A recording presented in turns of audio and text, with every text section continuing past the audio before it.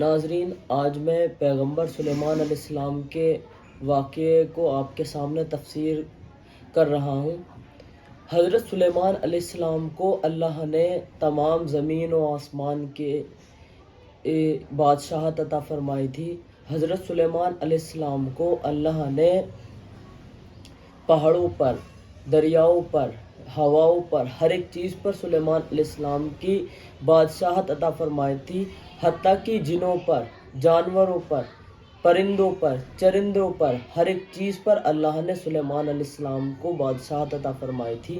ایک بار سلیمان علیہ السلام دریا کے کنارے بیٹھے ہوئے اللہ کے قدرت کا نظارہ دیکھ رہے تھے، تو انہوں نے دیکھا کہ ایک چیٹی اپنے منہ میں رزق کا دانہ لے کر جا رہی تھی۔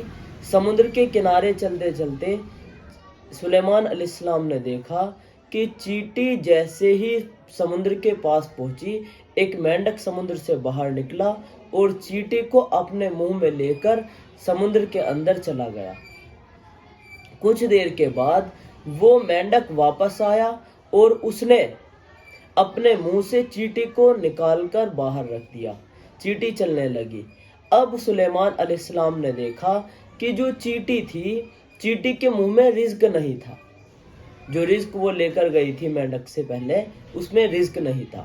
اب غور کرنے والی بات یہ ہے کہ سلیمان علیہ السلام کو اللہ نے جانوروں کی ہر ایک چیز کی زبان عطا فرمائی تھی۔ وہ ہر جانوروں سے، ہر چرند سے، پرندر سے باتیں کر سکتے تھے۔ تو سلیمان علیہ السلام نے چیٹی سے دریافت کیا کہ ہے چیٹی، یہ کیا ماجرا ہے؟ جب تم مینڈک کے منہ میں گئی تھی تب تو تمہارے منہ میں دانہ تھا، لیکن جب تم واپس آئی تب تمہارے منہ میں دانہ نہیں تھا۔ چیٹی نے کہا، اے سلیمان علیہ السلام، اللہ نے ایک سمندر کے نیچے ایک پتھر ہے، وہ پتھر اندر سے خالی ہے، اس پتھر کے اندر ایک کیڑا رہتا ہے۔ اللہ نے اس کیڑے کو رزق دینے کی ذمہ داری مجھے دی ہے۔ میں اپنے منہ میں رزق لے کر مینڈک کے منہ میں جاتی ہوں اور مینڈک مجھے اس پتھر کے پاس لے جا کر نکال دیتا ہے۔ تب میں اس کیڑے کے پاس اس رزق کے دانے کو وہاں پر رکھ دیتی ہوں اور وہ کیڑا کھا لیتا ہے۔